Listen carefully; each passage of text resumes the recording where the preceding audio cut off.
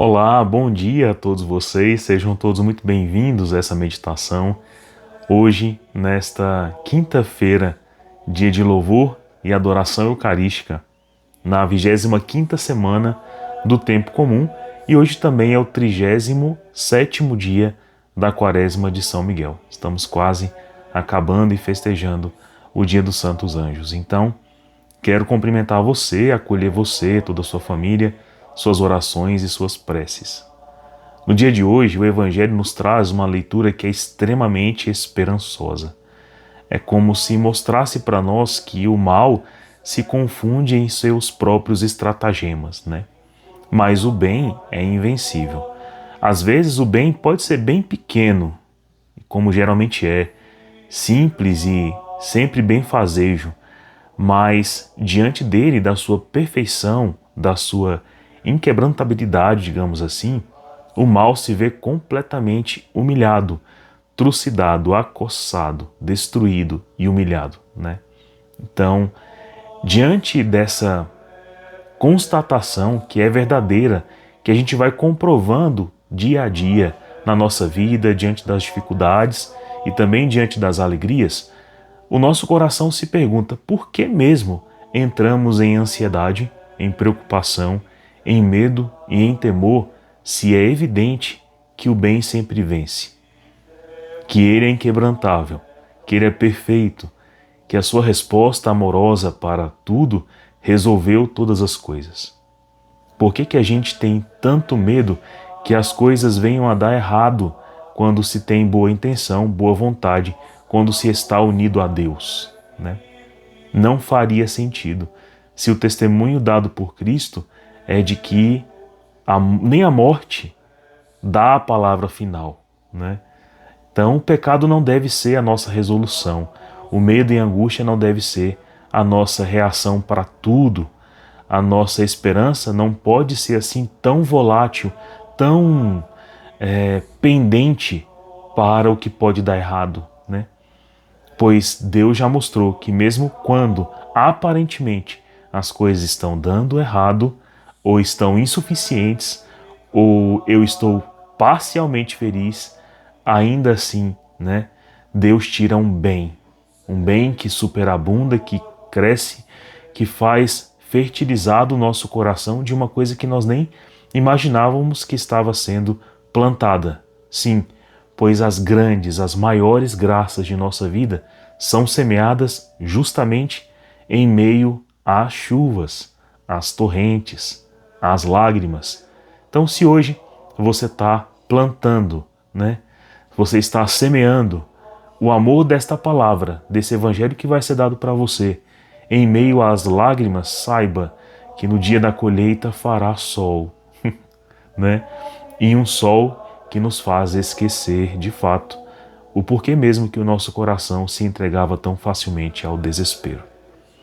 Então, rezemos pedindo ao Espírito Santo que nos dê clareza de entendimento nesse dia que o Senhor nos chama a louvar, a agradecer, a se colocar diante dele com esperança.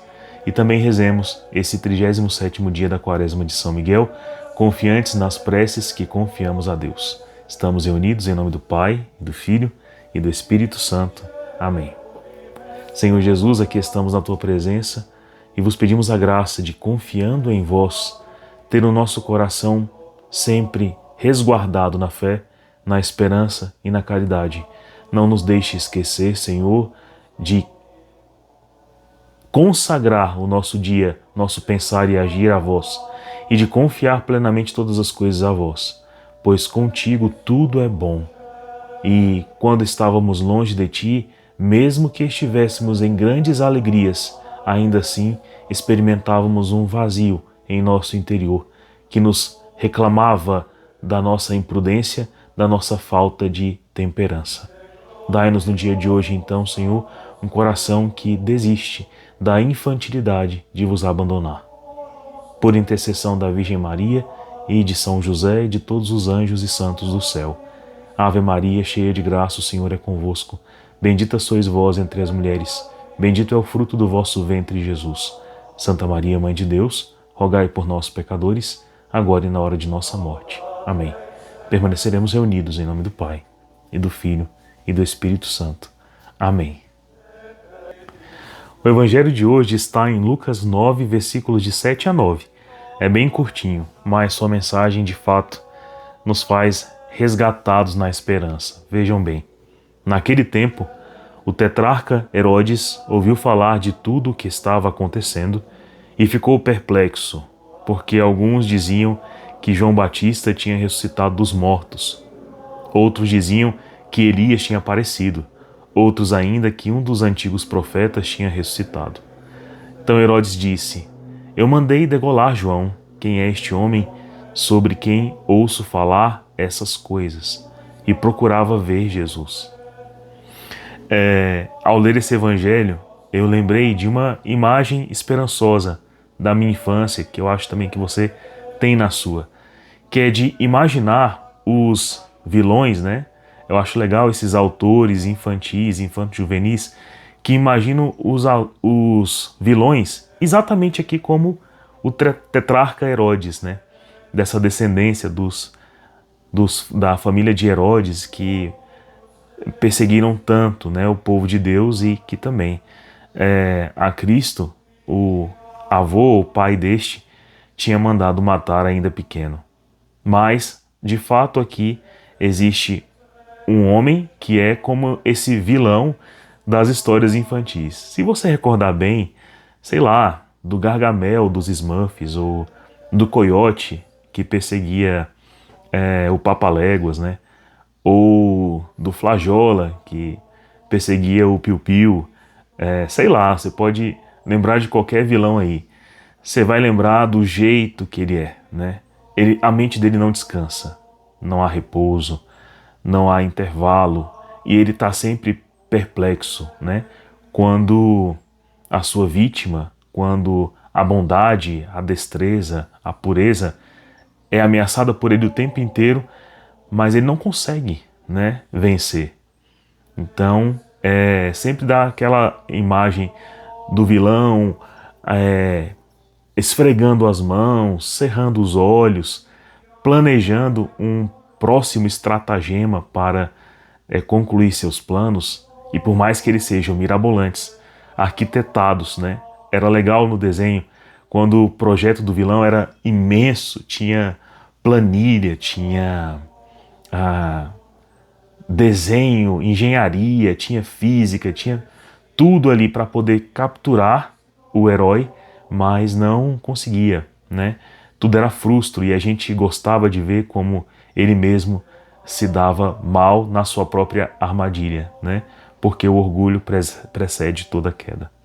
Então, por mais que existisse uma virtude elaborante e inteligente, se via muito claramente que a inteligência, né, as virtudes, os dons, quando empregados para algo errado, para algo torpe, para algo fora de virtude, fora da doutrina, fora da ortodoxia, né, totalmente heterodoxo, vai gerar uma coisa que em si só é fracassada pelo contraste com o bem, que muitas vezes é simples. Por exemplo, o Papaléguas só voava, o Piu-Piu só pedia ajuda, os Smurfs só contavam uns com os outros, né?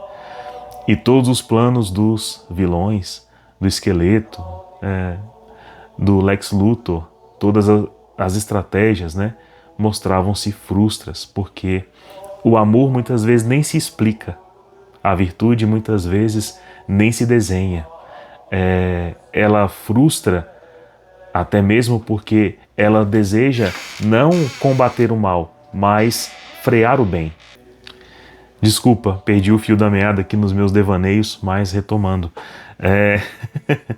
Se é tão evidente assim o bem, né, e sempre deixa o mal perplexo, porque o mal espera que o bem venha se confundir, venha a cair, venha a se seduzir. Por que mesmo a gente coloca tanta ansiedade e medo para com que o mal vença, sendo que Jesus dá para nós o testemunho concreto, diário, de que o bem sempre vence, de que esperar, ter paciência, mansidão, rezar sempre, lutar sempre, anunciar o reino de Deus sempre, louvar e agradecer sempre. Ter um coração ordenado, né? Que em vez do prazer da carne, busca a castidade, busca o jejum, busca a justiça, busca a ordem interior. Em vez da inveja, da cobiça, da avareza, busca sair de si, busca doar, dar aquela palavra que está presa na sua garganta, mas que pode ajudar as pessoas. E também a oração sempre surpreende o coração que estava orgulhoso. Então, por que mesmo a gente dá tanta vazão ao mal? Deixa com que essa estratégia maligna vença. É porque a gente olha com muita pequeneza, né, para o aspecto mais frágil, mais dócil, mais belo do que é bom. Mas é isso. Então, Herodes vê que aquilo que estava acontecendo, sendo testemunhado, só podia ser bom. Ou era Elias, ou era São João Batista, ou era qualquer outro profeta, mas de fato era autêntico. E ele procurava ver Jesus, procurava ter a estratégia de neutralizá-lo. Mas a gente bem sabe que esse encontro, que esse desejo dele, mais uma vez, né, foi vencido por nosso Senhor Jesus, que manteve a boa ação, a boa atitude e a esperança. Continuou pregando, continuou anunciando, curando, levando a liberdade, expulsando demônios, constituindo a igreja, dando-nos o sacramento e aquilo que precisaríamos no dia a dia para vencermos as estratégias do maligno e dos seus sequazes. Então, o dia de hoje é de comemorar a vitória de Deus sobre todas as coisas.